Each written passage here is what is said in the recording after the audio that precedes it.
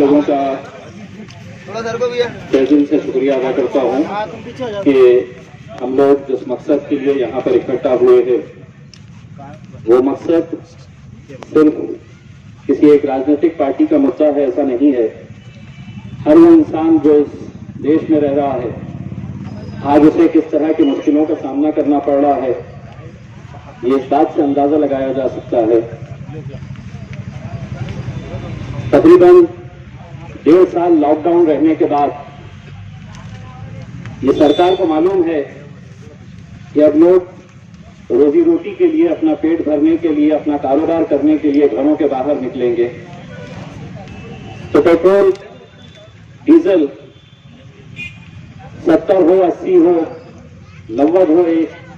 100 रुपये हो, लोगों की मजबूरी का फायदा उठाना ये इस बात की गवाही देता है कि आज पेट्रोल और डीजल के जो भाव बढ़ाए गए हैं और खामोश तमाशाई बनकर सरकार देख रही है, जबकि ये जानती है अच्छी तरह से कि आज लोग किस मुश्किल दौर से गुजर रहे हैं। राजस्थान का एक शहर है जहां पर आज का पेट्रोल की जो कीमत है वो 108 रुपये है। कई ऐसे शहर हैं कि जहां पर डीजल और पेट्रोल 100 रुपये क्रॉस कर चुका है। और जब 100 रुपये आया तो हमको भी ये एहसास हुआ कि मोदी जी कभी छोटा सोचते नहीं है, बड़ा सोचते हैं। और मोदी जी है तो मुमकिन है ये जो नारा उन्होंने दिए थे वो सही साबित हो रहा है। आज देश भर में लोगों को इसके खिलाफ खड़े रहने की जरूरत है।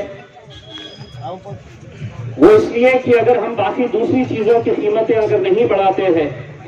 अगर सब्जी तरकारी नहीं बढ़ाते हैं, हम तेल की कीमत नहीं बढ़ाते हैं, अगर खाने के अनाज की कीमतें अगर नहीं बढ़ाते हैं और महज सिर्फ पेट्रोल और डीजल की कीमत अगर हम बढ़ाते हैं तो इसका सीधा असर उन तमाम रोजमर्रा की कीमतों के ऊपर पड़ता है जो इनडायरेक्टली तरीके से सरकार ये करती है कि हम 50 चीजों की कीमतें बढ़ाने से बेहतर है कि पेट्रोल और डीजल की कीमत बढ़ा दो, खुद ब खुद दूसरी चीजों की कीमतें बढ़ जाएगी। आज इसके खिलाफ जमकर सभी लोगों ने विरोध करना चाहिए, क्योंकि मुश्किल की मार कोई एक राजनीतिक पार्टी या एक जाति, धर्म या एक मजहब के लोग नहीं सह रहे हैं, बल्कि पूरे देशवासी इन तकलीफों का सामना करना पड़ रहा है। आज एक शुरुआत हुई है कि हमने अपनी नाराजगी बताई डिविजनल कमिश्नर ऑफिस पे। हमारे पार्टी के जिम्मेदारान एक मेमोरेंडम देकर हमारी नाराजगी सरकार के पास पहुंचाएंगे। पार्लियामेंट का सेशन हम उम्मीद करते हैं कि अगले महीने ना चाहते हुए भी उन्हें लेना पड़ेगा। पूरी कोशिश की जा रही है कि पार्लियामेंट का सेशन आगे बढ़ाया जाए, क्योंकि बहुत सारे सवालों के जवाब सरकार को देना है। चाहे वो कोरोना वायरस के दौरान जो मरीजों को दिक्कतों का सामना करना पड़ा, कहीं बेड्स नहीं मिले, कहीं इंजेक्शन नहीं मिले, कहीं डॉक्टर्स हैं, कहीं हॉस्पिटल में लोगों को जो तकलीफों का सामना करना पड़ा। लॉकडाउन के दौरान महज बड़ी बड़ी घोषणाएं की गई, लेकिन उसका फायदा कितने लोगों तक पहुंचा ये आप भी अच्छी तरह से जानते हैं और हम भी अच्छी तरह से जानते हैं। अपने तौर के ऊपर हम जितनी कोशिशें कर रहे हैं वो कोशिश यकीनन यही खत्म नहीं होती है कि एक मेमोरेंडम हमने दे दिए, 2-3 घंटे के लिए हम यहां पर आ गए। पार्लियामेंट के अंदर आपकी आवाज पहुंचाई जाएगी। पार्लियामेंट के अंदर जो मुद्दे, जो तकलीफों का सामना आप लोगों को करना पड़ रहा है, वो हम पार्लियामेंट के अंदर यकीनन मैं और मेरे कायद बैरिस्टर असदुद्दीन अवैसी साहब वहां पर पहुंचाएंगे। मुझे यहां आने में क्यों देरी हुई ये बताना भी मैं इसलिए जरूरी समझता हूं। मैं कोई वकील नहीं हूं, मैंने अदालत की कोई लॉ की डिग्री हासिल नहीं की है, लेकिन मैंने Aurangabad bench of Bombay high court के अंदर एक जनहित याचिका पब्लिक इंटरेस्ट लिटिगेशन मैंने फाइल किया है और अदालत से मैंने ये कहा था कि अगर मैं चाहूं तो किसी अच्छे वकील को लगा सकता हूं, लेकिन वकील कानूनी जबान बोलेगा। अगर मुझे मौका दिया जाए तो मैं दिल से बात करना चाहता हूं कि कैसी तकलीफों का सामना इस कोरोना के पीरियड के अंदर लोगों को सहना पड़ा। अदालत ने इजाजत दिया और लगातार पिछले एक हफ्ते से Aurangabad bench of Mumbai high court के अंदर ये हमारी खुशनसीबी है कि महाराष्ट्र के चीफ जस्टिस ये औरंगाबाद आए हैं और ऐसा बहुत कम होता है कि चीफ जस्टिस जज की पोजीशन में बैठकर कुछ केसेस सुनते हैं। मैंने जो पीआईएल फाइल किया है, ये पूरी की पूरी हियरिंग जो हुई है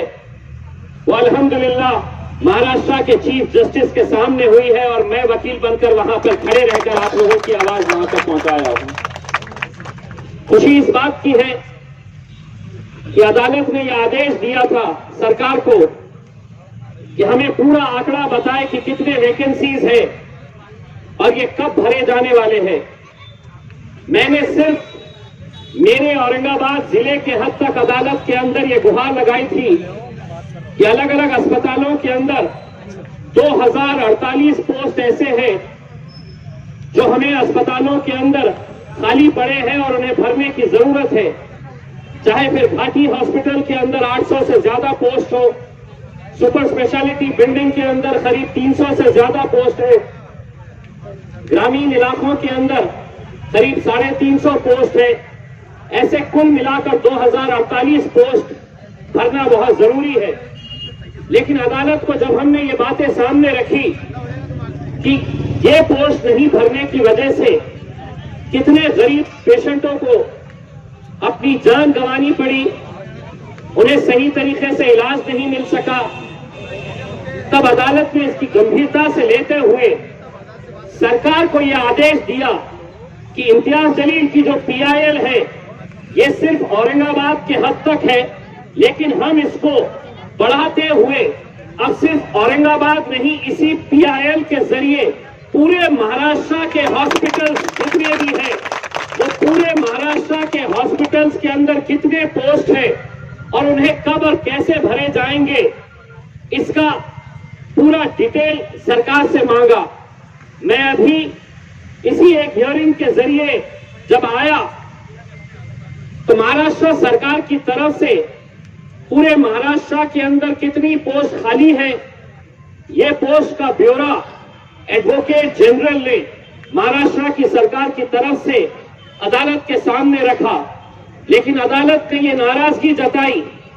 कि पोस्ट कितनी खाली है ये तो आपने बता दिए, लेकिन भरेंगे कब इसके बारे में पूरी जानकारी दे। 29 तारीख के दिन 29 जून को महाराष्ट्र सरकार को यह आदेशित किया गया है कि पूरा एक चार्ट बनाया जाए और उस चार्ट के अंदर पोस्ट कितनी खाली है और कब भरी जाएंगी ये पूरा तख्ता अदालत के सामने पेश करने का हुक्म दिया है। लेकिन मुझे खुशी इस बात की है कि सरकार ने जो एफिडेविट दिया है मेरे पीआईएल के जवाब के तौर पे, तो उन्होंने साफ अपने एफिडेविट के अंदर कहा है कि हम पूरे महाराष्ट्र का एक अलग हिसाब देंगे, लेकिन जब पोस्ट भरने की बात आएगी तो सबसे पहले प्राथमिकता मेरे औरंगाबाद जिले को दी जाएगी। ये सरकार ने अपने तौर के ऊपर अपनी एफिडेविट के अंदर दिया है। तो यकीनन इससे बहुत सारे लोगों को फायदा होगा। और सिर्फ यही बात नहीं, आज जो पेट्रोल की कीमतों की बात हो रही है या दूसरे, आप अगर देखेंगे तो खामोशी से अनाज की कीमतें भी बढ़ा दी गई है, दाल की कीमत बढ़ा दी गई है, तेल की कीमत बढ़ा दी गई है, क्योंकि सरकार को मालूम है कि अब लोग निकलेंगे, घरों के बाहर आएंगे, कहीं ना कहीं अपनी रोजी रोटी कमाएंगे, 2 पैसे उनके जेब में आएंगे, तो उस जेब के अंदर कैसे डाका डाला जाए, ये सरकार ने एक साजिश के तहत ये सब किया है। हम तो चाहेंगे कि इस मुद्दे के ऊपर तमाम राजनीतिक पार्टी एक साथ मिलकर आए और सरकार से ये जवाब दे। ऐसा नहीं है कि आज एमआईएम वाले यहाँ पर खड़े हैं तो हमें महंगा पेट्रोल मिल रहा है। भारतीय जनता पार्टी के और मोदी जी के जो भक्त हैं वो भी दिल के अंदर किसको गाली दे रहे हैं हमको पता है, लेकिन वो खुला बोल नहीं सकते हैं, तो हमारे कंधे के ऊपर बंदूक रख के चलाई जा रही है कि आप गालियां दो, आप रोड के ऊपर आओ और फायदा मिलेगा तो उसका फायदा हम भी उठा लेंगे। बस मैं यही आप लोगों से कहना चाहता हूं कि ये आंदोलन, ये लड़ाई हमारी इसी तरह जारी रहेगी। मैं हमारे पार्टी के सीनियर कायद डॉक्टर गफ्फार कादरी साहब, हमारे जिला अध्यक्ष हमारे समीर भाई, शहर अध्यक्ष शारिक साहब, सीनियर मेंबर नासिर सिद्दीकी साहब, गंगाधर ढगे साहब और तमाम लोगों से यह अपील करना चाहूंगा कि हमको अपना हक लेने के लिए अब सिर्फ निवेदन से काम नहीं चलेगा, हमको सड़कों के ऊपर उतरना पड़ेगा। और सिर्फ पेट्रोल के लिए ही नहीं, मैं तमाम जिम्मेदारों से यह अपील करना चाहूंगा कि कई ऐसे इलाके हैं कि जहां पर आज पानी की बहुत ज्यादा तकलीफें हो रही है। अगला आंदोलन महानगर पालिका के सामने पानी के लिए किया जाए, ये मैं हमारे पार्टी के तमाम जिम्मेदारों से अपील करना चाहूंगा, ताकि लोगों को पानी मुहैया करा सके। जहां पर पानी मिल रहा है तो वहां पर खराब पानी आ रहा है, और जहां पर कई ऐसे इलाके हैं कि जहां पर वो पानी भी नसीब नहीं हो रहा है, इसीलिए पानी के लिए भी एक आंदोलन छेड़ने की जरूरत है। मैं पार्टी के तमाम जिम्मेदारों का तहे दिल से शुक्रिया अदा करता हूं कि उन्होंने आज इस आंदोलन को कामयाब किया है, और आगे इसी तरह से अलग अलग जो लोगों के मुद्दे रहेंगे उसके लिए मजलिस इत्तेहादुल मुस्लिमीन हमेशा आएगी, सड़कों के ऊपर लड़ेगी, और सड़कों के ऊपर लड़कर हम लोगों के मसले और मसाइल को हल करने की पूरी कोशिश करेंगे। बहुत बहुत शुक्रिया।